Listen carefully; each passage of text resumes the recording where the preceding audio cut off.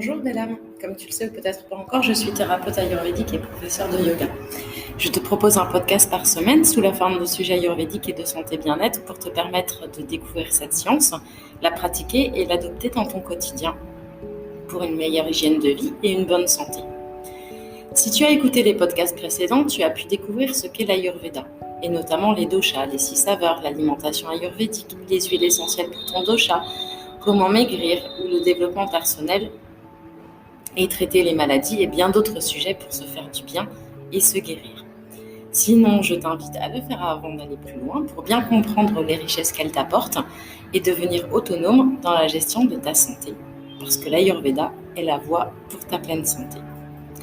Alors dans cet épisode, je vais te parler du diabète. Le diabète est principalement un trouble kapha où la fonction d'Agni, c'est-à-dire le feu digestif, est diminuée.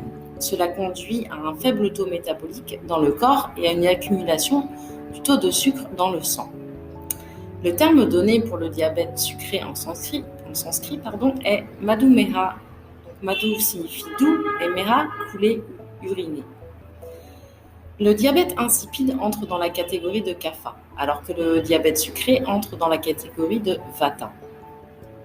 Par conséquent, on pense que bien que le diabète soit principalement un trouble de kapha, il est également influencé par l'activité de vata et dans une certaine mesure par pitta dans le corps.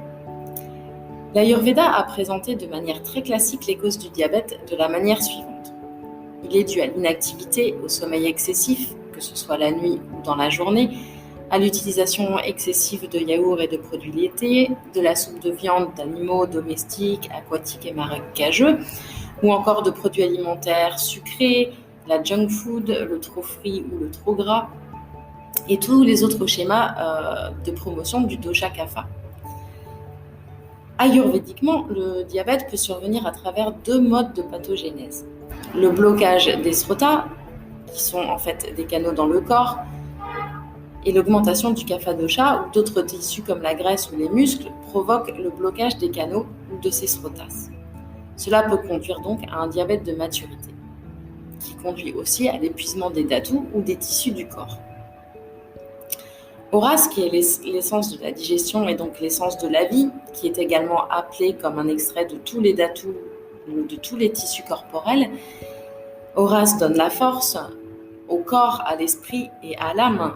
Horace aide à déterminer le physique, et dans le diabète sucré, cette essence de la vie est perdue du corps par l'excrétion dans l'urine, d'où le diabète sucré. Alors les symptômes du diabète, donc l'Ayurveda parle de 3 symptômes principaux, qu'on appelle rupas, du diabète. Ils sont la polyurie, donc c'est-à-dire que c'est une augmentation du volume urinaire, une augmentation du sucre dans l'urine et dans le corps.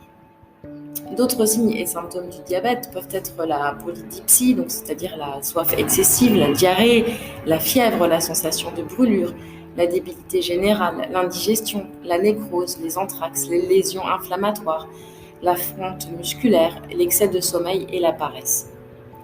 Le diabète a tendance à affecter tous les dhatus, c'est-à-dire tous les tissus du corps. Le plasma par l'hyperglycémie, le sang avec la détérioration de la qualité des cellules sanguines et l'augmentation de la viscosité et donc la fragilisation, le tissu des muscles avec la fonte musculaire ou la nécrose, le tissu graisseux par l'hypertrophie du tissu adipeux, le tissu osseux avec la déminéralisation du tissu osseux ou la densité réduite. Il influence aussi le tissu nerveux qui induit la dégénérescence du tissu cérébral. Il a une influence sur chakra, c'est-à-dire le tissu reproducteur. Donc on peut avoir une perte de libido, la transmission à la génération suivante. Il a une influence sur les artères par l'athérosclérose ou la peau, par les nécroses, les ulcères, l'anthrax ou encore les mycoses ou encore les neuropathies. Donc le protocole de traitement, en premier temps, c'est d'abord de stimuler le feu digestif, stimuler Agni. Ensuite, il faut prendre soin de la nourriture qu'on ingère. Les aliments qui aident à maintenir le taux de sucre dans le sang sous contrôle sont des aliments amers et astringents, comme l'orge, les haricots mungo, la courge amère, qui sont très bons. Un régime apaisant kapha doit être suivi. De nombreux légumes verts aussi sont très bénéfiques. Les légumes verts cuits, les graines de toutes plantes ou fruits amers sont bonnes. On peut utiliser les herbes de qualité amère, comme le curcuma, mélangé à du jus d'aloe vera, qui apporte de bons résultats. Il y a aussi le Nîmes, qui est traditionnellement utilisé dans l'Ayurveda pour purifier le sang et soutenir le système immunitaire. Il aide aussi à maintenir une glycémie saine. Il y a le Gougoulou, qui est traditionnellement utilisé dans l'Ayurveda pour détoxifier en douceur le corps et soutenir une bonne nutrition en stimulant le métabolisme, pour améliorer la digestion et éliminer les déchets. Il aide à éliminer également l'excès de sucre et de graisse du corps grâce à ses actions de grattage, entre guillemets. Le Triphala, avec du jus d'aloe vera ou du jus d'amalaki, est aussi très bénéfique. On peut utiliser d'autres herbes comme le gudushi, le gokshura, l'arjuna ou punarnava. Faire de l'exercice est aussi indispensable, comme le yoga. Les exercices de yoga pacifiant kapha sont bons. Il existe une multitude de postures qui aident à équilibrer le dosha kapha. Il y a aussi la respiration alternée qui est un bon pranayama pour le diabète, mais ce n'est pas le seul. Il est aussi fortement recommandé de consulter un praticien ayurvédique qualifié avant de commencer tout processus de désintoxication pour éliminer ama, donc les toxines, ou de prendre des herbes ayurvédiques pour le diabète, car le protocole de traitement peut changer en fonction de la constitution de chacun et de la maladie d'une personne. Il n'y a pas de miracle, il faut se prendre en main pour éviter l'apparition des maladies ou les minimiser si elles sont déjà là. Cela demande une petite discipline de mise en route au départ, mais pour tellement de bénéfices, et en évitant un maximum les médicaments allopathiques. À vous de choisir. La prise de médicaments sans prendre réellement les facteurs d'origine à bras le corps, alors c'est plus facile, rien à faire, juste avaler sa petite pilule, ou alors prévenir ou minimiser le diabète en chérissant son style de vie et la gestion de sa santé. Bien sûr, ça demande un peu plus de discipline. Mais dans la vie, on n'a rien sans rien, n'est-ce pas?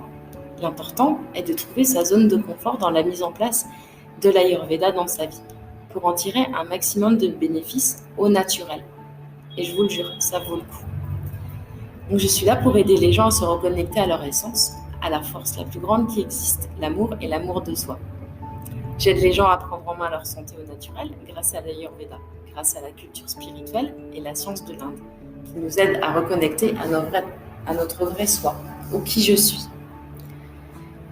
J'aide aussi les gens à utiliser leur boussole intérieure pour s'aider soi-même et aider les autres à travers le yoga, l'Ayurveda et les retraites en Inde.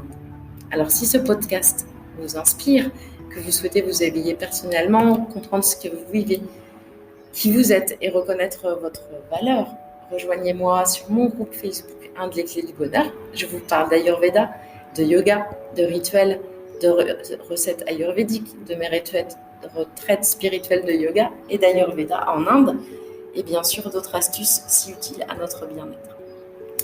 Et si vous avez envie de voyager en Inde, d'où nous viennent toutes ces richesses, rejoignez-moi sur ma page Facebook Inde le voyage authentique ou sur Instagram. Merci pour votre écoute et surtout prenez soin de vous, belle âme.